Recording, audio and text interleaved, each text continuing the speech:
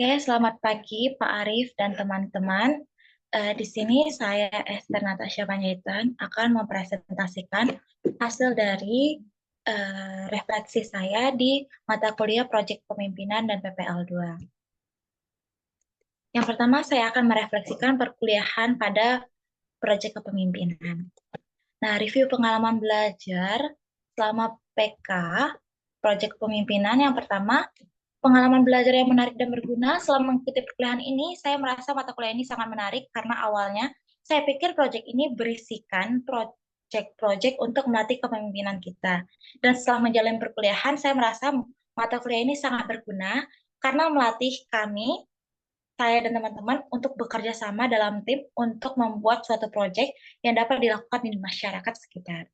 Selama mengikuti kegiatan mata kuliah ini, baik dalam kelas maupun di luar kelas, yang penting adalah kerjasama dalam tim. Karena jika salah satu dengan tim solid, kerjasamanya tinggi, dan mampu menahan ego satu sama lain dan terbuka, itu membuat pekerjaan tim itu dapat bekerja secara maksimal.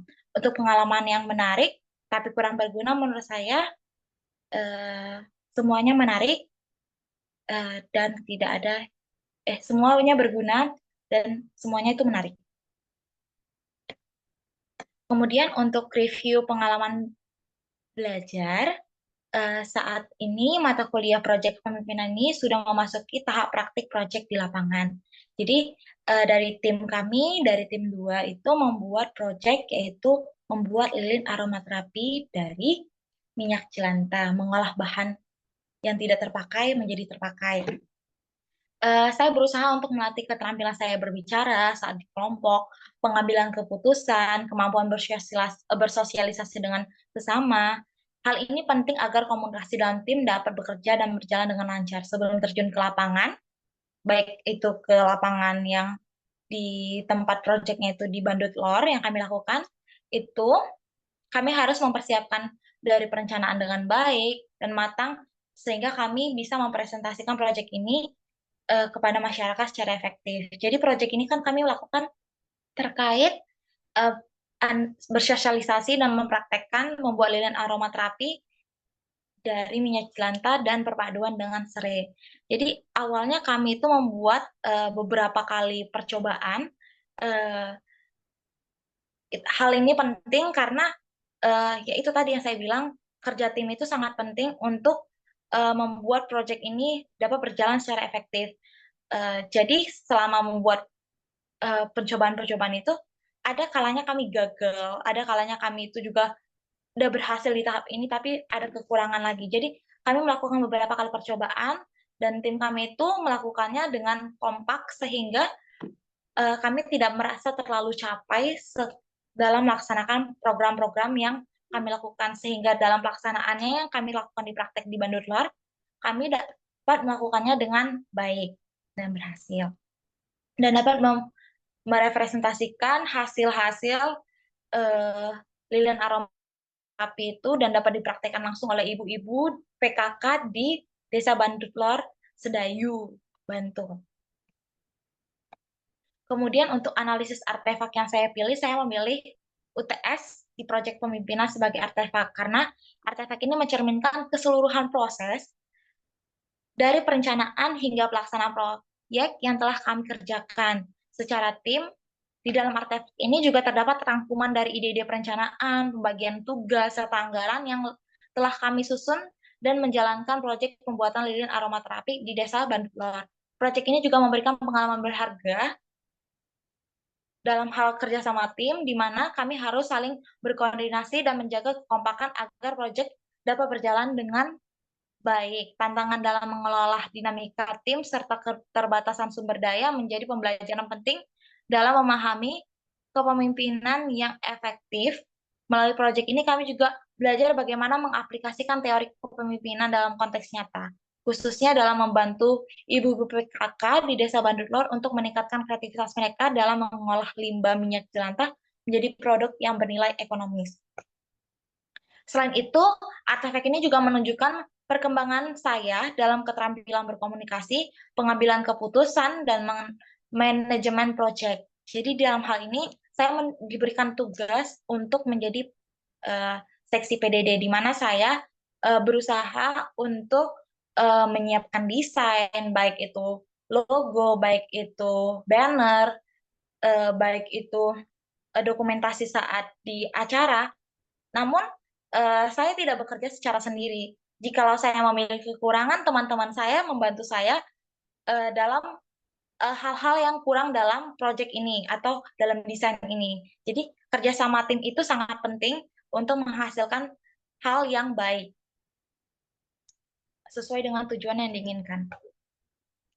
Mengapa saya memilih artefak ini? Saya memilih artefak proyek kepemimpinan UTS ini sebagai artefak karena mencerminkan perjalanan dan proses pembelajaran yang signifikan selama perkuliahan. Artefak ini tidak hanya menunjukkan hasil akhir dari proyek yang kami lakukan, tetapi juga menunjukkan bagaimana kami mengatasi tantangan dalam kerja tim.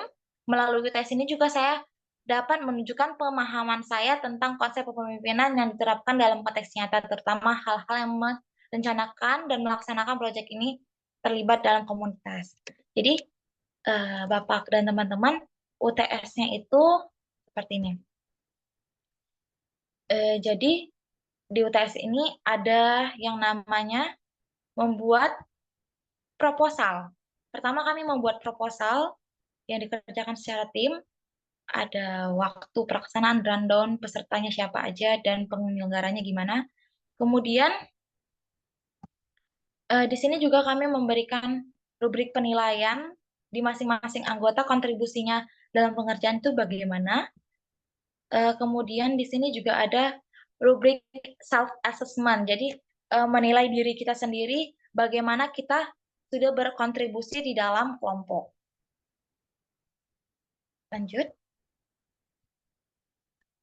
Perubahan apa yang akan saya lakukan dalam pengajaran atau pendidikan berikutnya? Jika saya mengajar atau membahas topik ini dengan mempertimbangkan prinsip pembelajaran bermakna yang berpusat pada siswa, saya akan melakukan beberapa perubahan. Pertama, saya akan menekankan pentingnya refleksi individu dan tim secara berkala kepada proses pengerjaan proyek. Ini bertujuan untuk memberikan kesempatan kepada siswa untuk mengevaluasi kinerja mereka secara real time dan membuat penyesuaian yang diperlukan. Kedua, saya akan memberikan lebih banyak ruang waktu untuk siswa untuk berinisiatif dan memilih topik proyek mereka secara mandiri yang relevan dengan minat dan kebutuhan peserta didik. Hal ini diharapkan dapat meningkatkan motivasi belajar siswa dan membuat proses pembelajaran lebih bermakna dan kontekstual. Dan yang terakhir, saya akan memastikan bahwa adanya dukungan yang memadai untuk mengembangkan keterampilan komunikasi dan interpersonal yang merupakan kunci dalam keberhasilan proyek kelompok. Ini bisa dilakukan melalui latihan-latihan kecil yang dirancang untuk meningkatkan kemampuan tersebut sebelum siswa terjun langsung dalam proyek utama. Kemudian saya akan melakukan juga refleksi perkuliahan pada PPL 2. Pertama, untuk review pengalaman belajar selama PPL 2. Pengalaman belajar yang berguna dan menarik, menurut saya, selama mengikuti PPL 2 ini saya menemukan banyak hal. Salah satu halnya itu yang menarik dan berguna adalah kerja sama tim, yang saya bolak-balik ngomongin adalah kerja sama tim yang kompak. Hal ini sangat penting karena komunikasi antar anggota tim menjadi lebih terbuka dan efektif, memungkinkan kami untuk berkolaborasi dengan lebih baik. Jadi kami terdiri dari 5 orang, kalau misalnya satu kerja, jadi semuanya kerja. Jadi kerja sama tim ini membuat PPL ini jadi lebih bermakna dan lebih menarik. Kemudian PPL 2 ini juga membantu saya menjadi guru yang lebih terstruktur dan terorganisir. Dalam PPL ini saya dituntut untuk lebih mempersiapkan diri sebelum mengajar, seperti menyiapkan tes diagnostik, memilih model pembelajaran yang sesuai dengan karakteristik didik, dan lain-lain. Hal ini sangat berguna untuk meningkatkan kualitas pengajaran saya. Kemudian pengalaman belajar yang menarik dan berguna adalah tantangan dalam mengelola kelas yang terdiri dari siswa yang kebutuhannya sangat beragam. Saya menemukan bahwa mengajar dalam satu kelas dengan berbagai kebutuhan kognitif siswa memerlukan strategi yang tepat. Untuk mengatasi hal ini, saya mencoba membagi siswa ke dalam kelompok berdasarkan tingkat kognitif mereka, sehingga saya bisa memberikan fasilitas yang sesuai untuk setiap kelompok. Ini membantu saya juga lebih efektif dalam memenuhi kebutuhan belajar siswa. Kemudian pengalaman belajar yang berguna dan menarik lainnya adalah saat mendapat penilaian langsung dari dosen, yaitu Pak Arif. Terima kasih Pak. Penilaian ini sangat berguna karena memberikan masukan dan yang kemudian saya gunakan untuk memperbaiki cara mengajar saya dan meningkatkan pengelolaan kelas di kesempatan berikutnya. Jadi, dari penilaian teman-teman yang sudah dilakukan itu memberikan pengalaman bagi saya, "Oh, ternyata pengajaran yang baik itu ya seperti ini." Kemudian, eee, kebutuhan siswa itu ya seperti ini. Dan itu membuat saya, eee, merasa pengalaman belajar ini berguna dan menarik bagi diri saya untuk menjadi guru yang lebih baik lagi. Kemudian untuk pengalaman belajar yang berguna, namun kurang menarik adalah salah satu yang saya temuin adalah tantangan yang tadi, tantangan dalam mengelola kelas, memiliki siswa dengan kebutuhan kognitif yang beragam meskipun pengalaman ini sangat berguna dalam melatih kemampuan saya mengelola kelas dan menyesuaikan strategi pembelajaran, saya mendapati bahwa proses ini sedikit kurang menarik bagi saya, walaupun itu menarik menarik untuk siswa karena pembelajarannya lebih lebih terstruktur, tapi kurang menariknya bagi saya membutuhkan effort yang lebih untuk membagi siswa itu. Pembagian siswa ke dalam kelompok berdasarkan tingkat kognitif mereka itu memang membantu dalam memberikan fasilitas belajar yang sesuai, tetapi pelaksanaannya cukup memakan waktu dan energi. Proses perencanaan, penyesuaian materi, dan pengelolaan dinamika kelas memerlukan perhatian yang sangat detail bagi saya. Terkadang saya merasa itu kurang menantang dan wajib butuh kreativitas yang tinggi. Kemudian untuk refleksi pengalaman belajar, selama mengikuti PPL 2 ini saya merupakan pengalaman yang sangat berharga bagi saya sebagai seorang guru. Selama praktek mengajar ini, saya tidak hanya mendapat kesempatan untuk mengajar secara langsung, tetapi juga belajar bagaimana menghadapi tantangan nyata di dalam kelas. Salah satu hal yang penting dan berkesan bagi saya adalah pentingnya persiapan yang matang sebelum mengajar, seperti menyiapkan RPP, tes diagnostik, materi pengajaran yang sesuai dengan karakteristik peserta didik, itu sangat mempengaruhi kelancaran proses pembelajaran.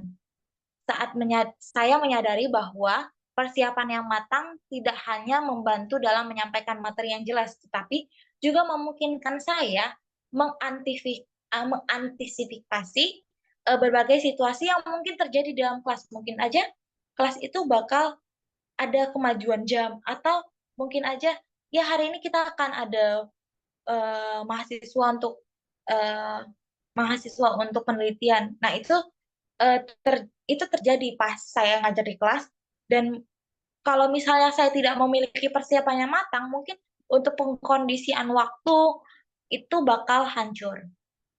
Sehingga perlunya persiapan yang matang, kamu bakal ada di, misalnya saya untuk di pembukaan saya berapa menit, di pertengahan saya berapa menit mereka presentasi, itu wajib dimatangkan. Meskipun pada saat realitanya itu sangat sulit dilakukan, tapi saya berusaha untuk melakukan yang terbaik di dalam kelas. Kemudian artefak yang saya pilih adalah menganalisis karakteristik peserta didik dan menganalisis budaya sekolah dalam kelas. Itu ada di topik 2. Nih, saya menganalisis yang ini. Bentar. Ini topik 2A. Ini analisis lingkungan belajar siswa. Ada kualitas pembelajaran, kemudian ada kesetaraan gender dalam kelas, kemudian ini ada budaya kelas, gimana minat belajar siswa tersebut di kelas yang saya ajar di kelas 8I, status sosial ekonomi orang tuanya gimana, motivasi belajar, kemudian perkembangan moral spiritual, tentang juga tes, uh, bentar, terkait gaya belajar siswa.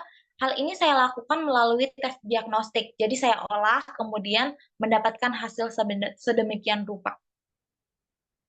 Yang saya tuliskan, saya tuangkan di lembar observasi karakteristik peserta didik. Oke. Mengapa hal ini menarik, artefak ini menarik, karena kita lebih memahami, memperoleh pemahaman mendalam tentang peserta didik, kemudian kita bisa memilih strategi pembelajaran yang sesuai, kemudian kita dapat mengidentifikasi juga faktor-faktor yang mempengaruhi pembelajaran. Mungkin dari minat siswa itu bagaimana, motivasi siswa itu bagaimana, dan hal ini sudah diidentifikasi melalui tes diagnostik.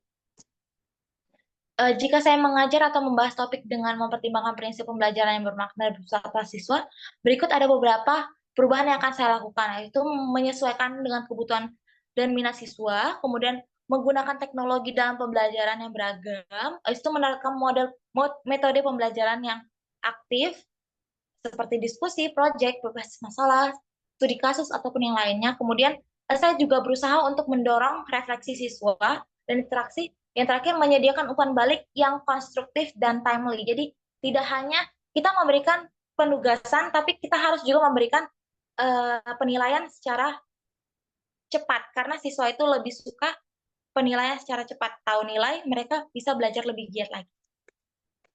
Oke, sekian dari presentasi saya terkait refleksi di topik 1 dan di bagian refleksi pembelajaran pada proyek kepemimpinan dan PPL 2. Lebih kurangnya saya mohon maaf. Terima kasih.